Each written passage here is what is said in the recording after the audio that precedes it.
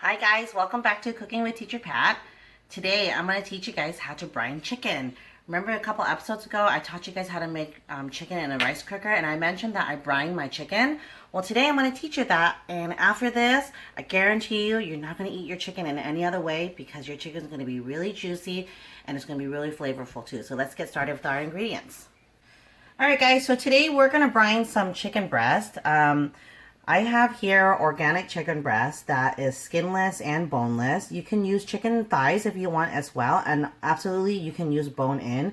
This is just what we bought, and I would highly recommend spending a little bit of extra money getting a higher quality piece of meat. You will notice the difference as in the texture of it, and it doesn't, sometimes chicken has like a smell to it. These definitely don't, so I would recommend spending a little bit extra getting a better quality chicken, okay? Next thing you need is you're going to need water. Today, since I'm only brining 4 pieces of chicken, I'm using 8 cups of cold or cool water, okay? And then you're also going to need a little bit of sugar, some regular salt. If you have kosher salt, that would be better, but I don't have kosher salt, so I'm just using regular table salt. And then I just have some measuring cups to help me out. And then I have a pot that I'm going to put my chicken in because all this stuff here is going to go inside the pot. Alright guys, so let's get started on our brine. I mentioned before that a brine is a salt water solution that you put your chicken, or you can even do pork chops in this, guys, and it keeps your meat really tender when you cook it. So what we're going to do is I have my 8 cups of water. I'm going to pour a little bit in here because what I'm going to do is I'm going to start dissolving some salt and sugar.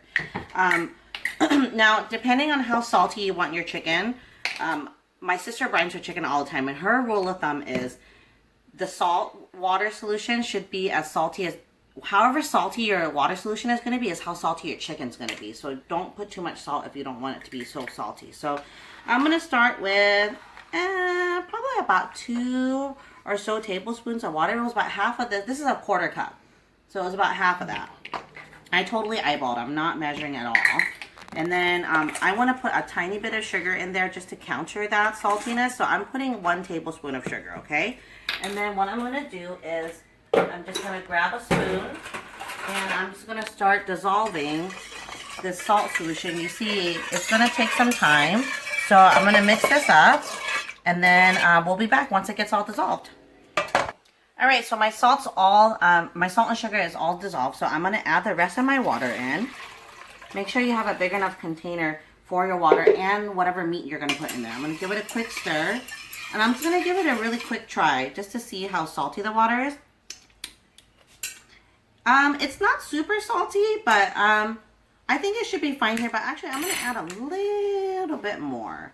Okay, you really don't need it to be so salty because, like I said earlier, whatever salt you put in here, that's the saltiness of your chicken afterwards. That's why you don't have to season it after. I'm still going to put a tiny bit more of sugar. It's really up to your taste. If you want to be fancy, you can put peppercorns in there. You can put bay leaves. You can put cloves. If you want a little bit more of an Asian taste to it, put a little soy sauce and less salt. It's really up to your taste. But this is like the most simple brine. Salt, sugar, water. You can even just do sugar, salt and water by itself. Okay, so everything is melted. Make sure that it's all dissolved. And all we have to do now is put our chickens in. Remember, I rinsed these off before, after I opened the package. Okay, so they're nice and clean. And then you just drop them in the pool. Make sure they're nice and submerged. And then that's it. All you do is you put a cover on it, stick it in your fridge, let it sit for at least 24 hours, I would say would be your minimum to have your chicken brine. And then after that, they're ready to cook. So after 24 hours, I'll show you guys how to cook the perfect chicken breast. See you in the 24 hours. Alright guys, so our chicken has been brining in the refrigerator for 24 hours, and now I'm going to remove them. And since I made more than just a few, I'm going to put the rest of them in the freezer and freeze them so that whenever I'm ready to eat chicken, then I can just take it out of the freezer and defrost it. So what I went ahead and did is I'm using zip top bags, and I labeled it with a date.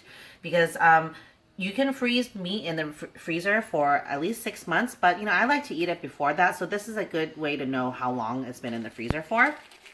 And I'm going to go ahead and put 1 piece of chicken breast in each bag. That way it's also easier for when it comes to defrosting. As you can see, look, it got a little bit paler. Actually, the texture of it is a little bit more stiff, but like I said, brining helps to break down the proteins in your meat, and it also flavors your meat for you.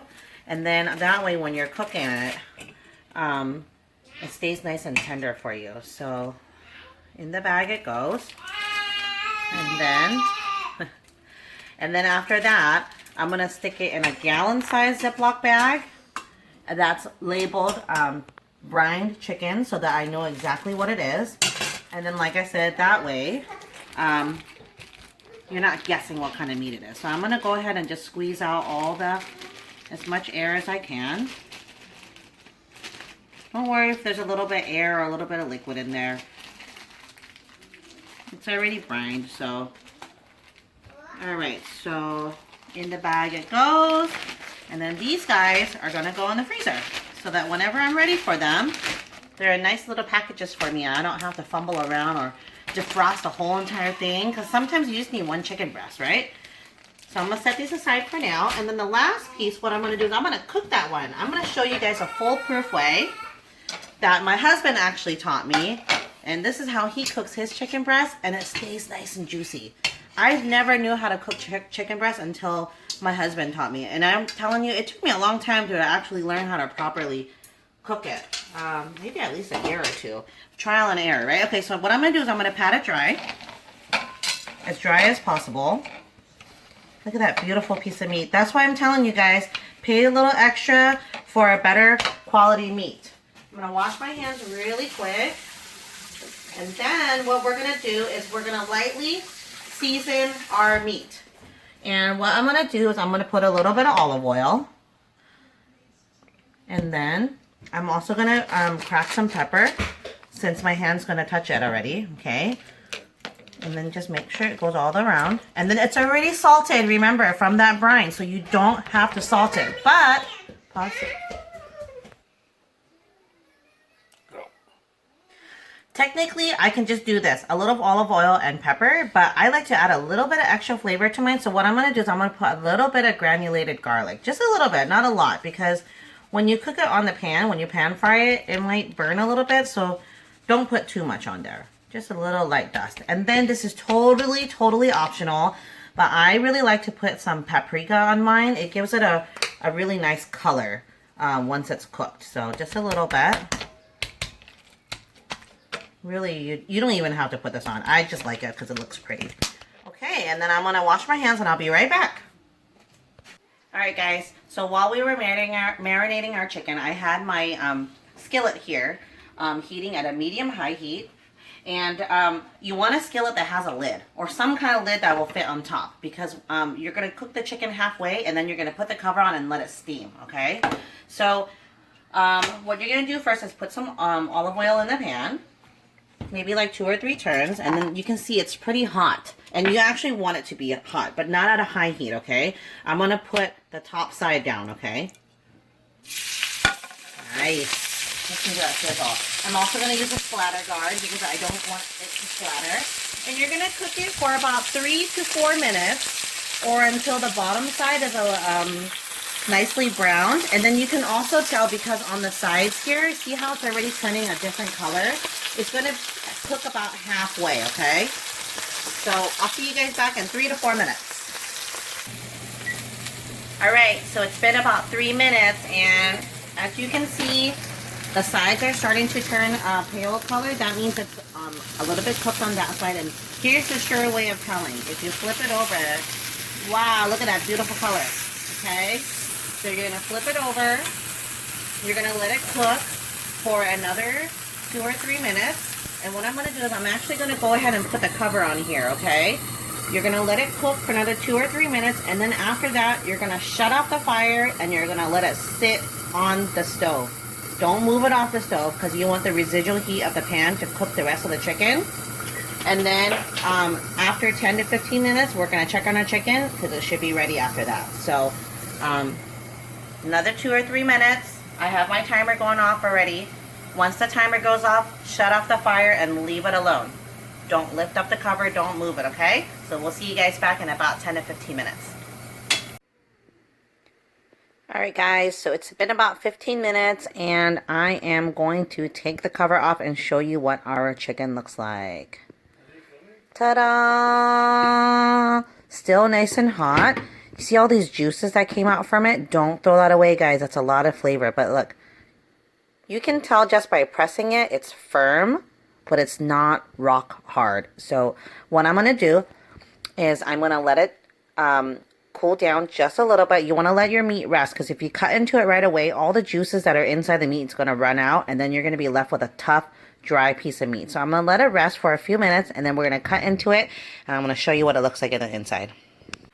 Alright guys, so I went ahead and pulled our chicken off the skillet and put it on a plate to rest. Now it's really important to let your meat rest. If you've ever cooked a steak and cut it right away after it's come off a pan, I'm sure you notice all the blood and all the juices get on the plate, because you need to let your meat rest to let the juices redistribute back in your meat. So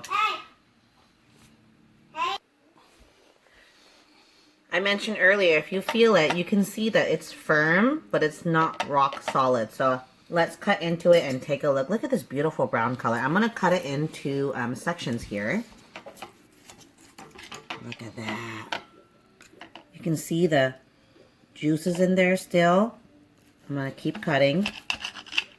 Yummy. This chicken is great to put in salads. If you want to shred it up and put it in cold noodles, even shred it up or cut it up and make like a chicken salad out of it. But take a look at this meat, guys. You see all that juice that's still in there? That's in part because of the brining and also the way that I cooked it. Okay, now you can eat it like this with rice. You can eat it with a side of veggies, mashed potatoes, whatever you want. But this is what I like to do. Okay. Those juices that were left over from the pan, don't throw them away. You can make gravies out of this. You can just drizzle it over rice or put it on top of your chicken. But I like to add a little bit of extra flavor. So what I'm going to do, I'm going to add a small tab of butter in there just to get it melted. And this is like the super easiest sauce ever. Pan dripping sauce, right? The heat in the sauce should melt this. And then you got a nice sauce. Look at that. Okay, and then what I'm gonna do is I'm just gonna put it over my chicken, and that you can just eat it with some rice, with some steamed vegetables on the side. It is excellent. I love to make this chicken and eat it with my salads. All right, so let me cut a piece of chicken and show you. Tender, not dry at all, not super rock hard. And I'm gonna take a bite. Mmm! Super flavorful, juicy, not dry at all, perfectly cooked. Oh my gosh. I thank my husband every day for teaching me how to make chicken this way. I'm telling you, I don't cook chicken breast any other way, because I know this way, it's always going to come out juicy. Even if you, if you don't brine it and cook it the way that I taught you, it's still going to turn out like this. But brining will give it that extra tenderness, extra juiciness, and extra flavor too. So, give it a try, guys. See you later.